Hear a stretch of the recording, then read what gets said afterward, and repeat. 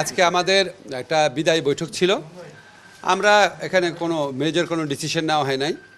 আমরা আমাদের কাজকর্ম একটু রিফ্লেক্ট করলাম। তারপর আমাদের শপথ অনুষ্ঠান সম্পর্কে সবাইকে অবহিত করা হলো। আমরা আমাদের কিছু অভিজ্ঞতা শেয়ার করলাম আর কিছু সিদ্ধান্তর ইম্প্যাক্টটা আলোচনা করলাম। তেমন মেজর কিছু না, এটা সবাই একসাথে হয়ে শেষ বৈঠক করার মতোই। আর শপথের ব্যাপারে আপনারা নিশ্চয়ই জানেন, মঙ্গলবার দিন সকাল 10টার সময় সংসদ সদস্যদের শপথ হচ্ছে।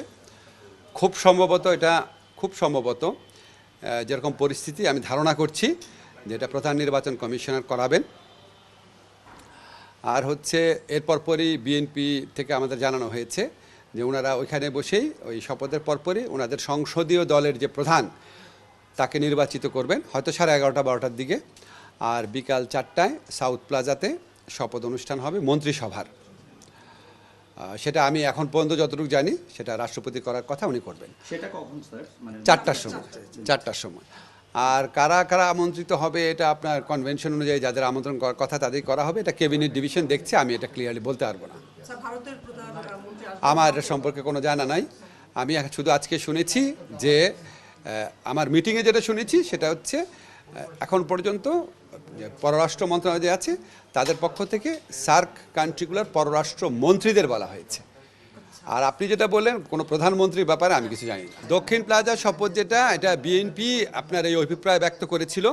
আমার ধারণা সেটা হচ্ছে যেহেতু আমাদের এই সংসদটা একটু ভিন্ন, আমরা জুলাইয়ে ছাত্র জনতার যে আত্মত্যাগ, এই গণ অভ্যুত্থান, অনেক আত্মত্যাগ, অনেক কষ্ট, অনেক বেদনা, অনেক আপনার প্রাণহানি বিনিময়ে আমরা এই সংসদটা পেয়েছি। এই সংসদটা অন্য সব সংসদের চেয়ে একটু ডিফারেন্ট।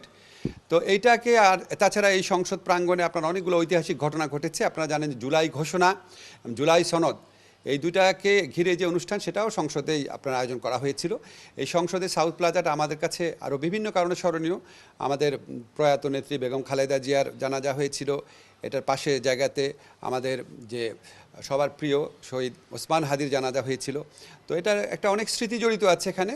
প্লাস এটা আমাদের জুলাই গণ অভ্যুত্থানের একটা বিভিন্ন যে ডকুমেন্টেশন সেটার প্রকাশের একটা জায়গা হয়ে দাঁড়িয়েছিল। তো এটা সব কিছু বিবেচনা করে ওনারা অভিপ্রায় ব্যক্ত করেছেন, আমরা সেটা অনুযায়ী আয়োজন করছি। প্রিমিয়ার ওয়ারড্রোব, গুছিয়ে ফেলুন জীবনটাকে।